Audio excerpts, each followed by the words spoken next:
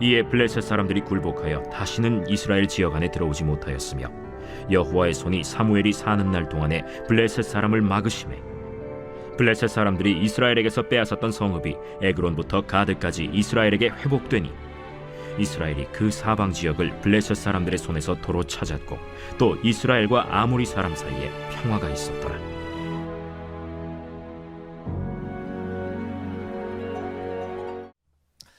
할렐루야. 오늘은 세 번째 시간으로 불필요한 것을 막아주시는 하나님이심을 믿고 살자, 이런 제목으로 말씀을 나누려고 합니다.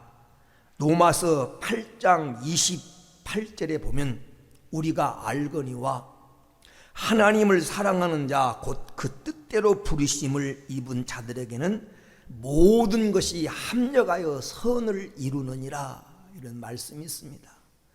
내가 하나님을 사랑한다면, 내가 하나님 뜻대로 부름을 받은 사람이라면 모든 것을 합력하여 선을 이룬다. 여기서 말하는 모든 것은 온갖, 어떤 것이든지 전체, 전부를 뜻하는 그런 단어이고, 선이라고 하는 말은, 이 선을 이룬다고 하는 선은 탁월한, 우수한, 좋은, 훌륭한 그런 뜻이 있습니다.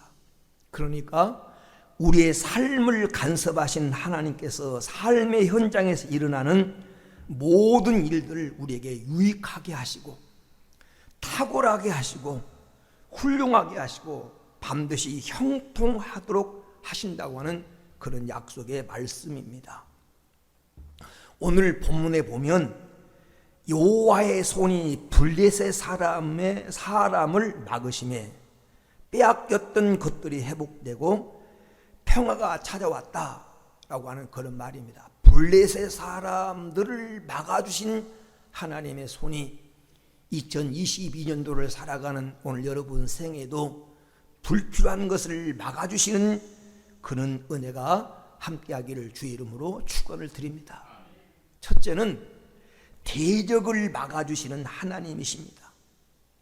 블레셋 나라는 이스라엘 민족을 자주 괴롭혔고 힘들게 했습니다. 성경에 보면 블레셋이라고 하는 단어가 나오는 대부분은 다 전쟁과 관계가 돼요. 전쟁과. 그래서 오늘 본문 말씀 전에 7절 8절에 보면 이스라엘 백성들이 블레셋 나라 때문에 얼마나 힘들어하고 있었는지를 충분히 이해할 수 있는 그런 내용입니다. 블레셋의 영적 의미는 마귀를 상징할 수 있는 그런 나라입니다. 여러분, 우리의 최대의 대적은 마귀입니다. 마귀는 아주 교묘한 방법으로 우리를 괴롭히고 있는데, 마귀는 우리를 유혹해서 죄를 짓게 만들고 하나님과 멀어지게 만들고 우리의 신앙생활을 방해하고, 신앙생활을 하지만 형식적으로 하게 하고 우리 마음에 가라지를 덧뿌려서 신앙의 열매 맺지 못하도록 만드는 것이 바로 마귀입니다. 끊임없이 우리를 참소하고 정죄합니다. 그래서 우리의 삶을 황폐화시키는 것이 마귀예요.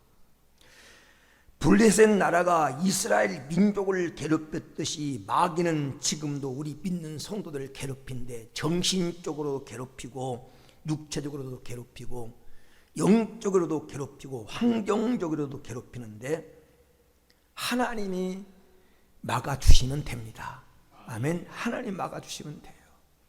성경 우리가 출애굽기 14장 19절에서 20절에 보면 애국 군대가 이스라엘을 추격해 올 때 하나님이 이스라엘 백성 앞에서 인도하던 하나님의 사자가 뒤쪽으로 가서 애국 군대가 이스라엘을 가까이 하지 못하도록, 저쪽이 이쪽을 가까이 하지 못하도록 하나님이 막아주셨다. 그럼 하나님 막아주셨어요.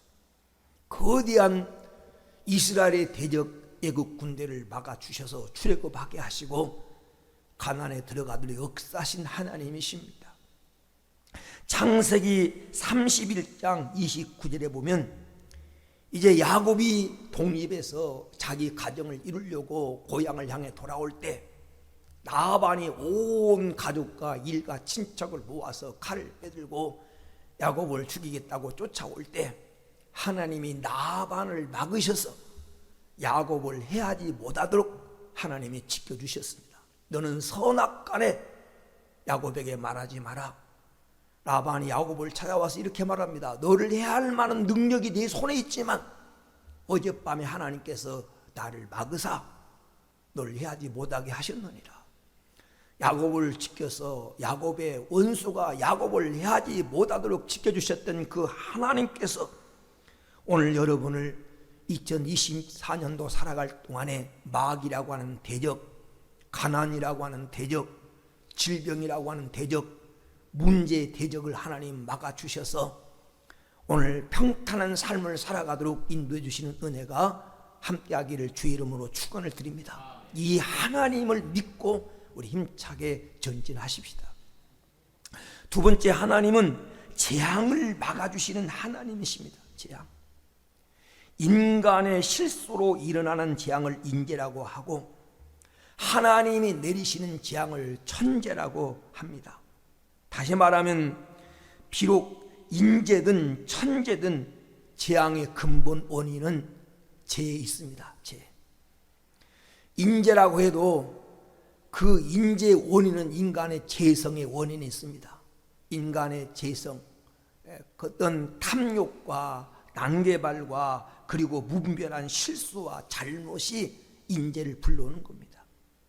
천재도 마찬가지입니다. 인간이 하나님 앞에 죄질 때 하나님 무서운 성경 속의 재앙을 내리기도 하셨습니다.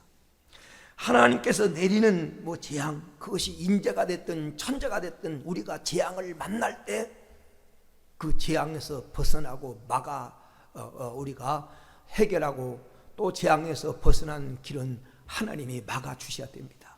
그래서 성경 역대하 20장 9절에 보면 만일 재앙이나 난리나 견책이나 전염병이나 기근이 우리에게 임하면 주의 이름이 이 성전에 있으니 우리가 이 성전 앞과 주 앞에 서서 이 환난 가운데서 주께 부르짖은즉 들으시고 구원하시리라.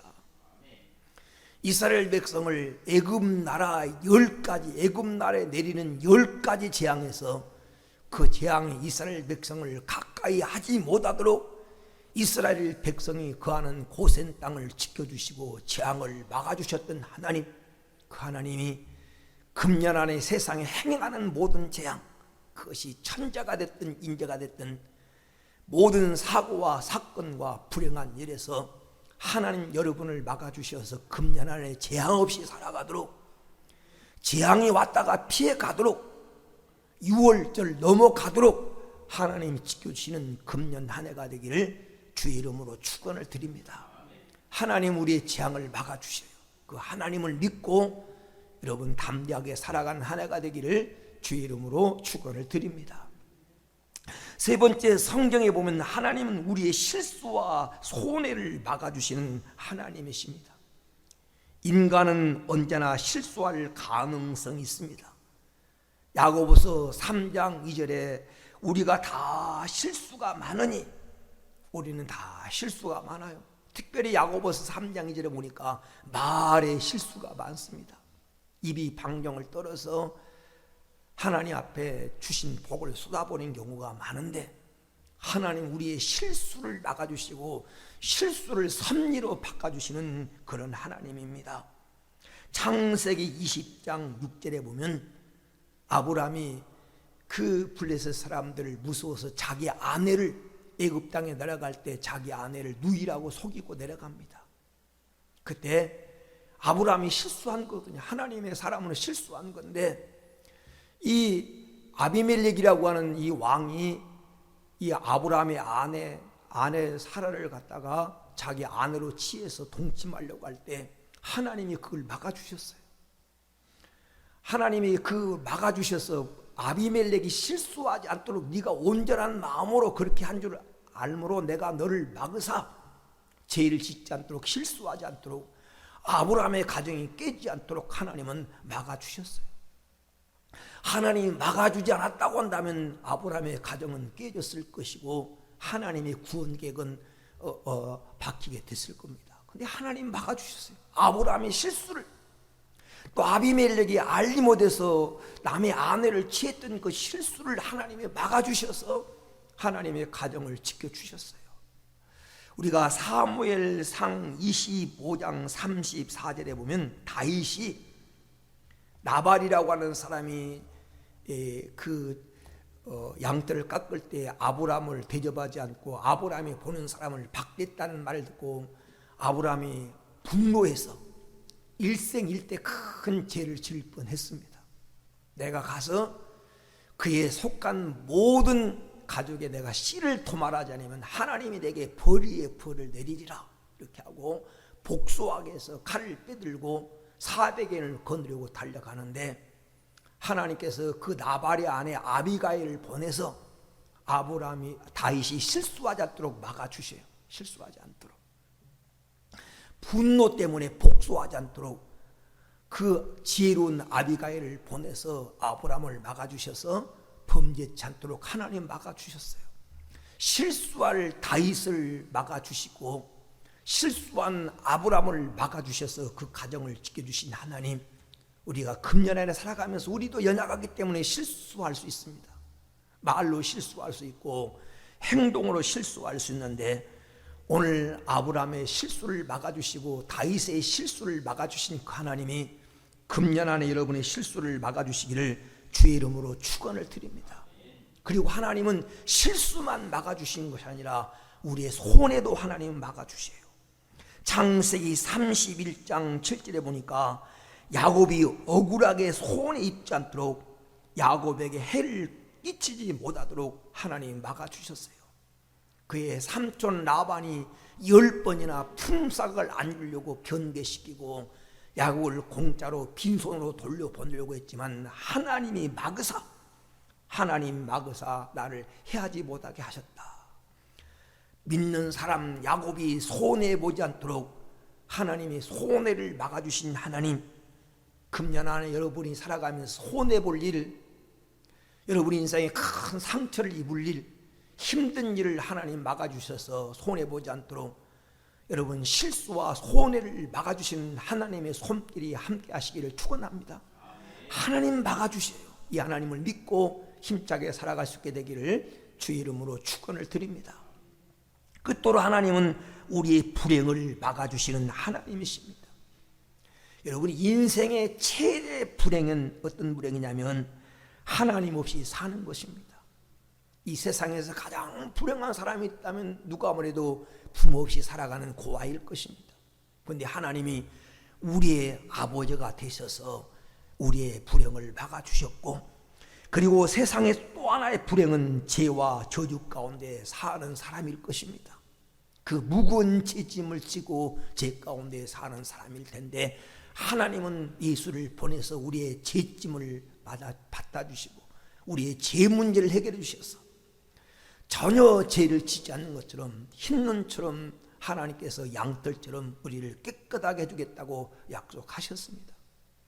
그리고 인생의 최대 불행은 천국 가지 못하고 지옥 가는 것이 인생의 최대의 불행입니다. 그런데 하나님은 우리에게 천국을 보장하셨습니다.